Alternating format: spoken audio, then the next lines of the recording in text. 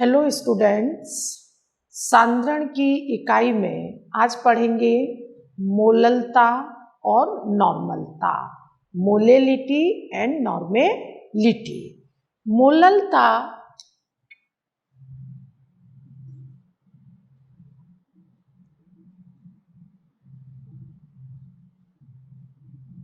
एक किलोग्राम विलायक में उपस्थित विलेय के मोलों की संख्या को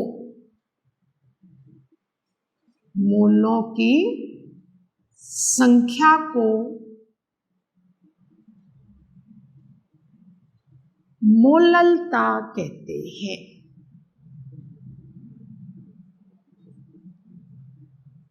एक किलोग्राम विलायक में उपस्थित विलेय के मोलों की संख्या को मोललता कहते हैं।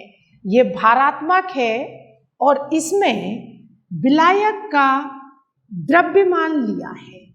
अभी हमने जो यूनिट पढ़ी उसमें हम क्या ले रहे थे? विलयन का आयतन। इसमें हमने विलायक का द्रव्यमान लिया है, इसलिए ये भारात्मक है और भारात्मक होने के कारण ताप से अप्रभावित इकाई है। मोललता पर ताप का कोई प्रभाव नहीं पड़ता। इसे हम स्मॉल m से डिनोट करते हैं और इसकी यूनिट होती है मोल पर केजी। मोल पर केजी। सूत्र लिखेंगे मोललता बराबर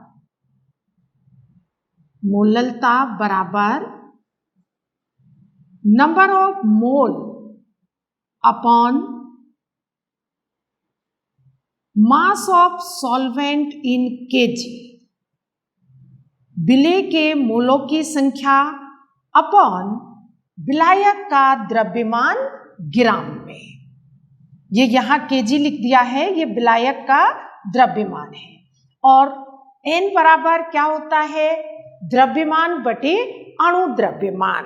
तो यहाँ आ जाएगा W किसका? विलेय का द्रव्यमान। यहाँ सॉल्यूट लिख देते हैं, तो ये किसका द्रव्यमान है? विलेय का, अपॉन विलेय का अणु द्रव्यमान इंटू विलायक का द्रव्यमान किलोग्राम में। W upon m into W इन केजी। यदि द्रव्यमान ग्राम में दिया हो तो उसे हम किलोग्राम में बदलेंगे, 1000 से डिवाइड करेंगे, वो 1000 यहाँ आ जाएगा और ये हो जाएगा W किसके लिए? सॉल्यूट विलेय के लिए, अपॉन अणु द्रव्यमान इंटू विलायक का द्रव्यमान ग्राम में, और इसे हम ऊपर 1000 से मल्टीप्लाई कर देंगे। तो जो पूरा फार्मूला आएगा वो आएगा मोललता बराबर विलेय का द्रव्यमान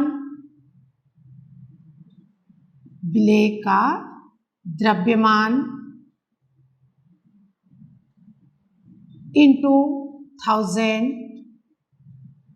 अपॉन विलेय का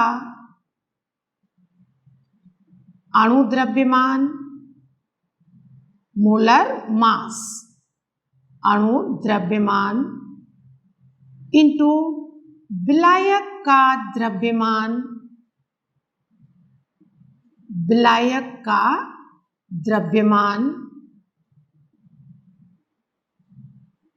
ग्राम में। किसमें लिखना है? इन ग्राम में। तो ये मोललता का फार्मूला आ गया। अब हम मोललता से रिलेटेड एक न्यूमेरिकल सॉल्व करेंगे।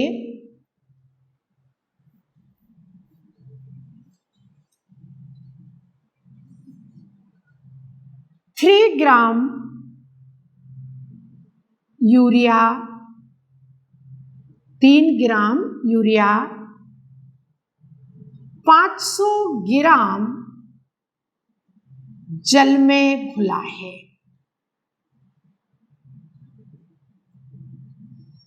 बिलियन की मोललता ज्ञात कीजिए। इसी सूत्र में मान रखेंगे मोललता बराबर विलेय का द्रव्यमान कितना दिया है 3 इंटू 1000 अपॉन विलेय का अणु द्रव्यमान। तो विलेय क्या है यूरिया होता है NH2 CO NH2 और इसका मोलर मास आता है 60। कितना आएगा 60 इंटू कितने विलायक में घुला है 500 ग्राम में। यहाँ H2O दिया है तो ये विलायक का द्रव्यमान है। यदि यहाँ विलयन दिया होता तो विलायक का द्रव्यमान निकालने के लिए क्या करते, विलयन में से किसका विलेय का द्रव्यमान घटा देते तो विलायक का द्रव्यमान आ जाता। क्योंकि यहाँ पे हमने क्या लिया है विलायक का ही लिया है तो 500 ग्राम रख दिया। कैंसिल हो जाएगी 0, 3 से 2 टाइम्स कैंसिल होगा और ये आ जाएगा 1/10 0.1 मोलल 0.1 मोलल। तो इस तरह से हम न्यूमेरिकल सूत्र में मान रख के सॉल्व कर लेंगे। मोललता के बाद अब हम पढ़ेंगे नॉर्मलता। नॉर्मलता आयतनात्मक है। नॉर्मलता 1 लीटर बिलियन में उपस्थित विलेय के ग्राम तुल्यांकी भार ग्राम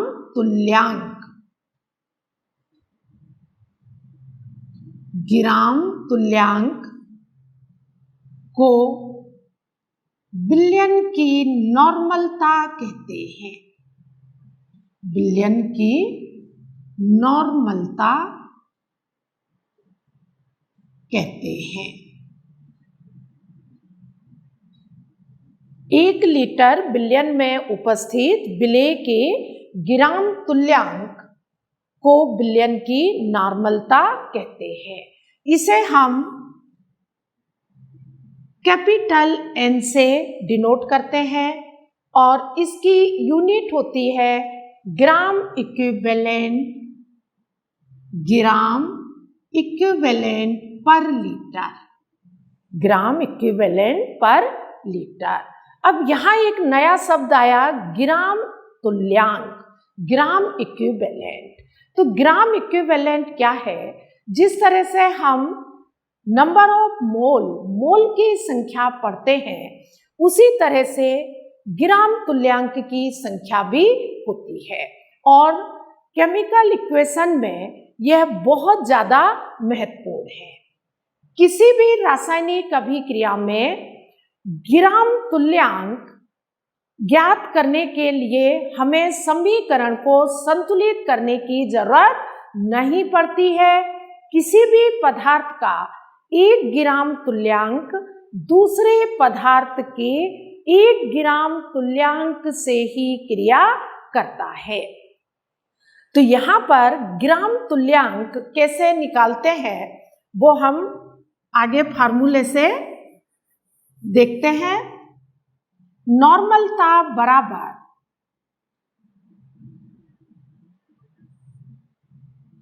क्या होगा, gram number of gram equivalent upon volume in litre, आयतन लीटर में। परिभाषा क्या कह रही है? पर लीटर, 1 लीटर में उपस्थित विलेय के ग्राम तुल्यांक की संख्या को क्या कहते हैं? नॉर्मलता कहते हैं। अब जब हम मोल पर लीटर लिखते थे, मोलरता में यहाँ नंबर ऑफ मोल लिखते थे, तो मोल कैसे निकालते थे? द्रव्यमान बटे अणु द्रव्यमान, द्रव्यमान बटे अणु द्रव्यमान। तो यहाँ पर नंबर ऑफ ग्राम इक्विवेलेंट, ये हम कैसे निकालेंगे? ग्राम इक्विवेलेंट बराबर ग्राम तुल्यांक, ये क्या लिखा है? ग्राम तुल्यांक। ये होगा द्रव्यमान, द्रव्यमान बटे तुल्यांकी द्रव्यमान या तुल्यांकी भार, तुल्यांकी द्रव्यमान इक्विवेलेंट मास, और इसे हम शॉर्ट में लिखेंगे W upon EM, equivalent mass. तो यहाँ नंबर ऑफ ग्राम इक्विवेलेंट की जगह पर क्या रख देंगे? विलेय का द्रव्यमान अपॉन विलेय का तुल्यांकी द्रव्यमान इंटू आयतन लीटर में। ये हमने किसके लिए लिया? नॉर्मलता। तो नॉर्मलता बराबर क्या हो गया? W upon EM into VL, आयतन लीटर में। अगर हमने आयतन को मिलीलीटर में रखा तो क्या करेंगे? इसको 1000 से डिवाइड करेंगे लीटर में बदलने के लिए, वो 1000 यहाँ आ जाएगा और फार्मूला हो जाएगा W अपॉन तुल्यांकी द्रव्यमान इंटू 1000 अपॉन आयतन मिलीलीटर में, और इसे हम लिखेंगे विलेय का द्रव्यमान, W क्या है यहाँ? विलेय का द्रव्यमान इंटू 1000 अपॉन इक्विवेलेंट मास, विलेय का तुल्यांकी द्रव्यमान, विलेय का तुल्यांकी द्रव्यमान इंटू विलयन का आयतन, विलयन का आयतन मिलीलीटर में। किसमें लिखना है? मिलीलीटर में। तो ये नॉर्मलता का फार्मूला हो गया। अब यहाँ पर तुल्यांकी द्रव्यमान कैसे निकालते हैं? तो अब हम तुल्यांकी द्रव्यमान निकालना सीखेंगे। बहुत सरल है।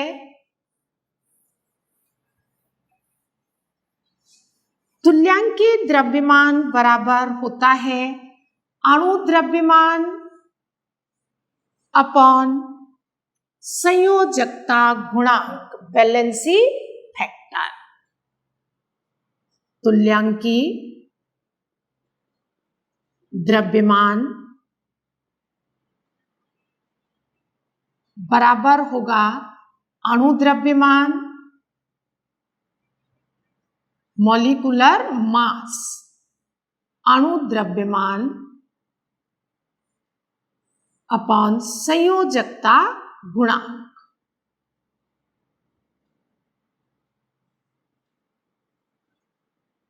संयोजकता गुणांक वैलेंसी फैक्टर, जिसे हम इस तरह से लिखते हैं molar mass upon valency factor. ये वैलेंसी फैक्टर भी आपको नया शब्द लग रहा होगा। वैलेंसी फैक्टर हम अलग अलग सब्सटेंस के लिए अलग अलग तरह से निकालते हैं। और इसे हम x से भी, कुछ बुक में x लिखा हुआ है, कुछ बुक में n लिखा हुआ है, इससे कोई फर्क नहीं पड़ता, हमें केवल संयोजकता को देखना है। अब अगर हम एसिड के अम्ल के केस में लें तो किसी भी एसिड अम्ल के लिए इक्विवेलेंट मास, तुल्यांकी द्रव्यमान को अब हम EM लिखेंगे, इक्विवेलेंट मास बराबर क्या आएगा, अणु द्रव्यमान, मोलर मास। मोलर मास किसका, ऑफ एसिड, जो भी हमने एसिड लिया है, और अपॉन में बेसिसिटी, बेसिसिटी, बेसिसिटी क्षारकता, क्या है, क्षारकता। तो बैलेंसी फैक्टर या बेसिसिटी किसी अम्ल की निर्भर करती है कि वो विलयन में कितने H धन आयन देता है। कोई भी अम्ल विलयन में जितने H धन आयन देगा वो उसकी क्षारकता कहलाती है, और उसी को हम बैलेंसी फैक्टर मानते हैं।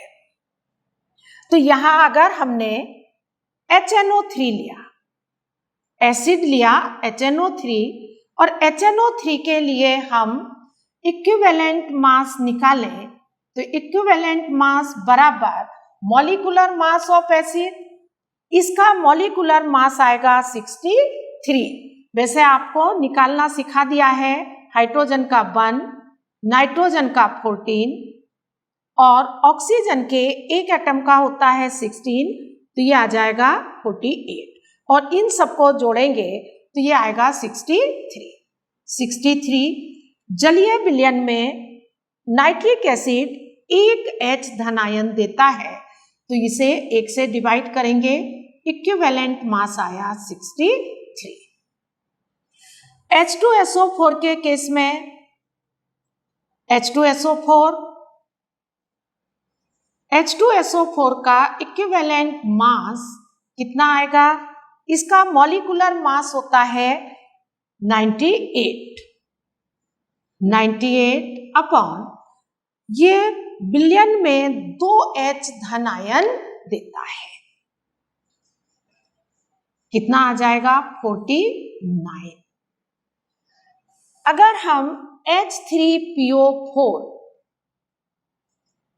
के केस में देखें तो H3PO4 का भी मॉलिक्यूलर मास 3 प्लस फास्फोरस का 31, 64, ये भी 98 आएगा, 98, और इसे डिवाइड करेंगे कितने से, 3 से, ये 3 H धन आयन देगा, ये आ जाएगा 32.66। तो इस तरह से हम एसिड के तुल्यांकी भार ज्ञात करते हैं। यदि कोई इक्वेशन दी है तो उसमें हमें ध्यान देना होता है कि वो कितने H धन आयन देता है।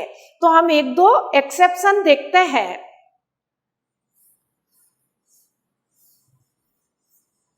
यदि कोई इक्वेशन इस तरह से दी है कि H2SO4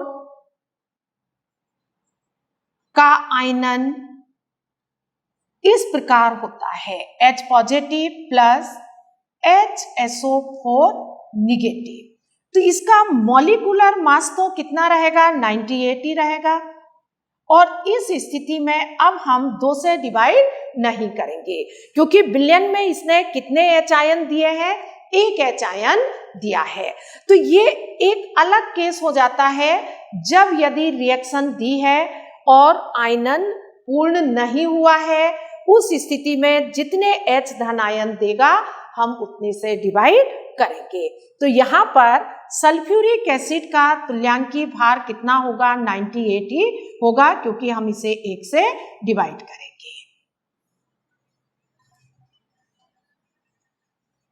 अब हम क्षार के केस में देखें बेस या एल्कली। क्षार के केस में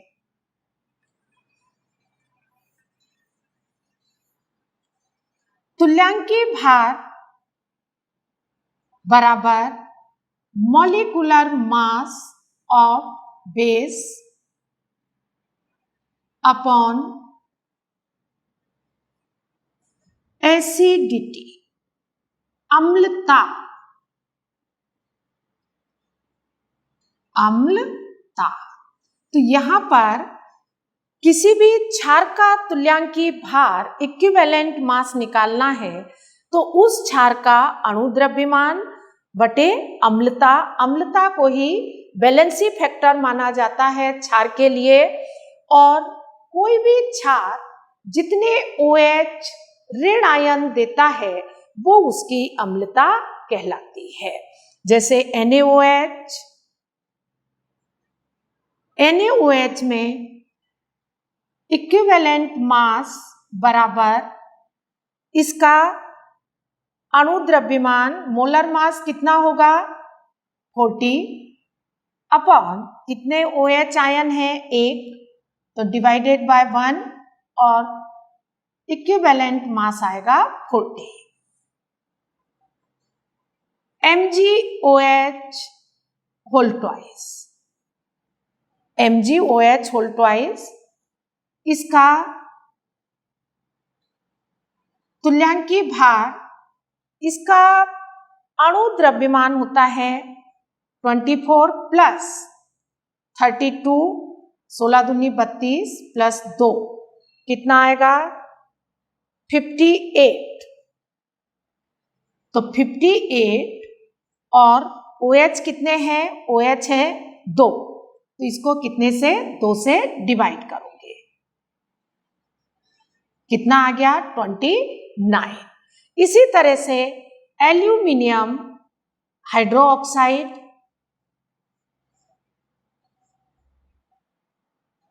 AlOH होल थ्राइस, एल्यूमिनियम का एटॉमिक मास कितना है 24, ऑक्सीजन का 16, तो ये हो जाएगा 48 प्लस 3, 24 नहीं सॉरी एल्यूमिनियम का 27, तो अब ये हो जाएगा 78।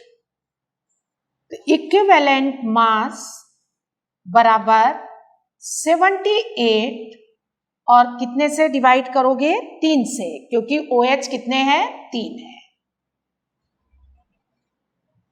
कितना आ जाएगा 26। तो हम क्षार का तुल्यांकी भार इस तरह से निकालते हैं। अब हम सॉल्ट का तुल्यांकी भार कैसे निकालेंगे,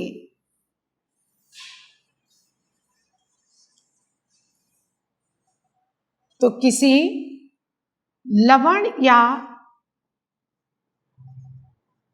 सॉल्ट का तुल्यांकी भार बराबर molecular mass of salt, salt का अणु द्रव्यमान upon total charge of cation और एनायन, या तो कैटायन पर जितना टोटल चार्ज है, टोटल चार्ज कुल लिखना है, टोटल चार्ज ऑफ कैटायन और एनायन, क्योंकि चार्ज कैटायन और एनायन पर बराबर होगा, कैटायन पर पॉजिटिव चार्ज और एनायन पर नेगेटिव चार्ज। तो यहां टोटल चार्ज लिखना है NaCl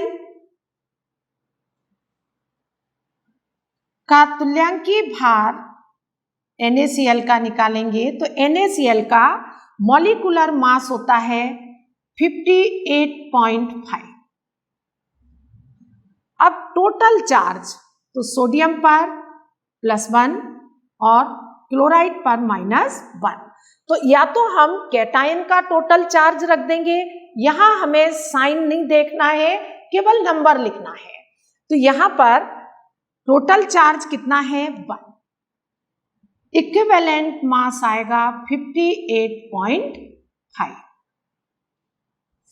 sodium carbonate Na2CO3, Na2CO3 का मोलर मास है, सोडियम का होता है 23, तो ये हो जाएगा 46 + 12 + 48। इक्विवेलेंट मास बराबर ये आएगा 106 अपॉन, अब यहां सोडियम पर +1 है और कार्बोनेट पर कितना है -2 है। यहां एक सोडियम आयन पर +1 है, तो 2 सोडियम आयन पर कितना हो जाएगा +2 हो जाएगा। तो कितने से डिवाइड करेंगे 2 से डिवाइड करेंगे, 2 से डिवाइड करेंगे तो ये आएगा 53। इसी तरह से aluminium sulphate Al2SO4 whole thrice. अब यहां पर एल्यूमिनियम का 27 × 2 प्लस सल्फर का होता है 32, तो 32 × 3 प्लस ऑक्सीजन का होता है 16 × कितने 4 × 12, 12 से मल्टीप्लाई कर दोगे, ये आएगा 54 प्लस 96 प्लस